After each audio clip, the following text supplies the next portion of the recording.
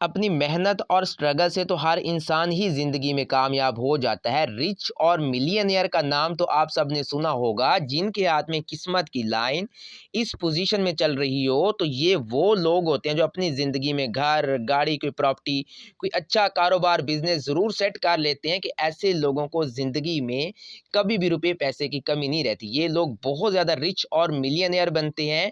ये लोग अगर मिट्टी में भी हाथ डालें तो उसे भी सोना बना देते हैं। ये लोग अगर किसी गरीब घर में भी पैदा हो जाएँ, तो तब भी ये लोग ज़िंदगी के किसी अच्छे लेवल के ऊपर जाते हैं। कामयाबी ऐसे लोगों के कदम चूमती है। ये लोग ज़िंदगी में जिस भी काम में हाथ डालते हैं, अल्लाह पाक ऐसे लोगों को उसी काम में इज़्ज़त देते हैं, तरक्की देते हैं कि ये लोग ज़िंदगी के किसी अच्छे लेवल के ऊपर चले जाते हैं। पर शर्त ये है कि इंसान अपनी लाइफ़ में रिस्क ले। इस तरह की किस्मत की लाइन किसी भी मेरी बहन, किसी भी मेरे भाई के हाथ में है, तो ये लाइन वाज़े कामयाबी की अलामात को